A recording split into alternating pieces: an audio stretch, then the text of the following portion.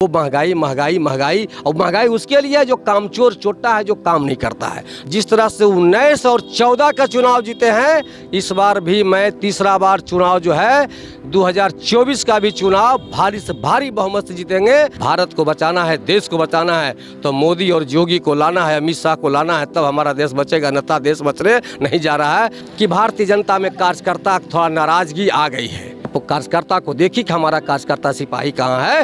ये सिपाही के बल पर आप चुनाव जीतते हैं, सिपाही को कमजोर नहीं कीजिए। नमस्कार मित्रों, लोकसभा चुनाव का बिगुल बज चुका है। माननीय मुख्यमंत्री नीतीश जी दिल्ली में जाकर सभी विपक्ष पार्टियों को एक करने में लगे हुए हैं। इधर बीजेपी भी ताल ठोक रहा है, ग्राउंड में घूम रहे हैं। अमित शाह हर एक स्टेट का दौरा कर रहे हैं। इसी बीच हमारे बीच हैं बिहार के बीजेपी के कार्यकर्ता कह सकते हैं, नेता कह सकते हैं, जो पूरा इंडिया घूमते हैं, बिहार को समझते हैं, देश को समझते हैं कि गर्मी टेम्परेचर क्या है लोकसभा चुनाव का। इस चीज़ों पर बात करेंगे कि लोकसभा चुनाव को कैसे देखते हैं और क्या स्थिति बनने वाला है। 1 साल के बाद जो चुनाव होने वाला है, 1 साल नहीं अब 330 दिन मात्र रहा। नीतीश जी दिल्ली गए, सभी विपक्ष पार्टी के साथ चाय पर डिनर किए, चाय पिए, तो इसको कैसे देखते हैं आप, क्या लगता है?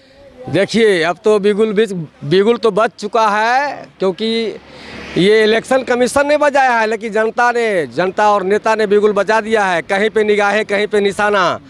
अब एक ही चीज़ है कि आज नीतीश कुमार जी गए हैं दिल्ली कि हम तुम एक कमरे में बंद हो और एक चाबी खो जाओ। चाबी नीतीश कुमार को मिलने नहीं जा रहा है। मैं ये कहना चाहता हूँ कि आज के डेट में 2024 का चुनाव, मैं ये कहना चाहता हूँ नरेंद्र मोदी विकास मिशन चलो गाँव की ओर से कि जिस तरह से 19 और 14 का चुनाव जीते हैं, इस बार भी मैं तीसरा बार चुनाव जो है 2024 का भी चुनाव भारी से भारी बहुमत से जीतेंगे और प्रधानमंत्री फिर से माननीय नरेंद्र मोदी जी बनेंगे। यही नरेंद्र मोदी विकास मिशन कह रही है। और मैंने अभी तक कई राज्यों का दौरा कर चुका हूं। मैंने नरेंद्र मोदी विकास मिशन चलो गाँव की ओर से मैंने मंथन और चिंतन, मैंने सभी ठेला वाला, चाय वाला, रिक्शा वाला, दुकान में किसानों के भी जाने का काम किया।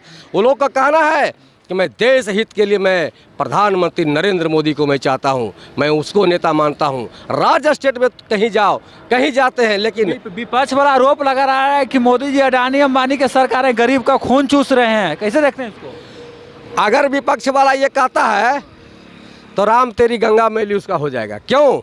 इसलिए कि अगर राम अडानी अडवाणी खून चूसता तो खुली आज़ादी में, इतनी सच्चाई में आप जो दाल भात चोखा भुंजिया पापड़ अचार और मोटरसाइकिल और बाईसाइकिल से अब बढ़िया रिक्शा से घूम रहे हैं, या आज पाकिस्तान को जाकर देख लीजिए, लंका को जाकर देख लीजिए, महंगाई क्या है, वहाँ का जनता कैसे रह रही है। आपका हिंदुस्तान कोरोना में याद कीजिए, प्रधानमंत्री जो ने आपको करने का काम किया, वो आज तक कोई माइकल आल ऐसा पूरे देश में नहीं किया। मैं ये कहना चाहता हूँ कि देश को बचाना है, देश को अपने राष्ट्र हित में काम करना है। महंगाई कुछ भी हो जाए, महंगाई तो है ही नहीं, महंगाई इसको नहीं मानता हूँ। जिस तरह से महंगाई बढ़ी है, सुनिए, जिस तरह से महंगाई बढ़ी है पत्रकार महोदय, उस तरह से लोगों का मजदूरी बढ़ी है, उस तरह से वेतन बढ़ा है। आपका एक भी, आप चपरासी भी है तो 50,000 तनख्वाह है। आप मजदूरी देख लीजिए, मजदूरी आप 600 रुपया, आप राजमिस्त्री को देख लीजिए 800 रुपया। तो जिस तरह से अगर महंगाई, कहाँ गई महंगाई आपकी? क्यों आप कहाँ खा रहे हैं, भूखे मर रहे हैं? हमारे देश में कई को भूखा मरा है?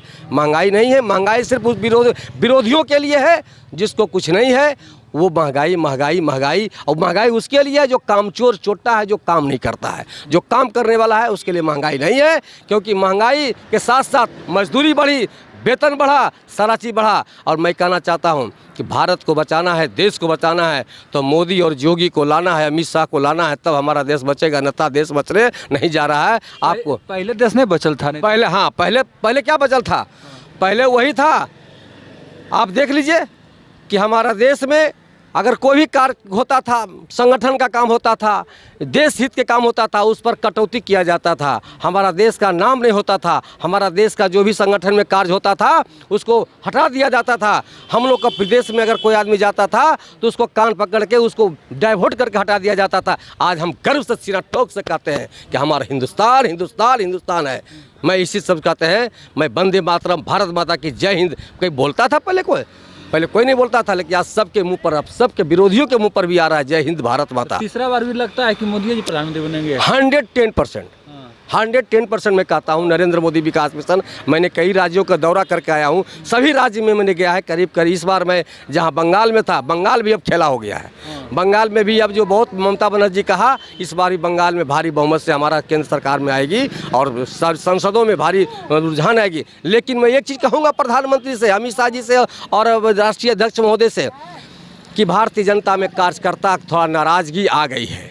इसलिए नाराज़गी आ गई है कि आपने आँख से कम और कान से ज़्यादा सुनते हैं। आप कार्यकर्ताओं पर ध्यान दीजिए माननीय प्रधानमंत्री महोदय। आप कार्यकर्ता को देखिए कि हमारा कार्यकर्ता सिपाही कहाँ है। ये सिपाही के बल पर आप चुनाव जीतते हैं, सिपाही को कमज़ोर नहीं कीजिए।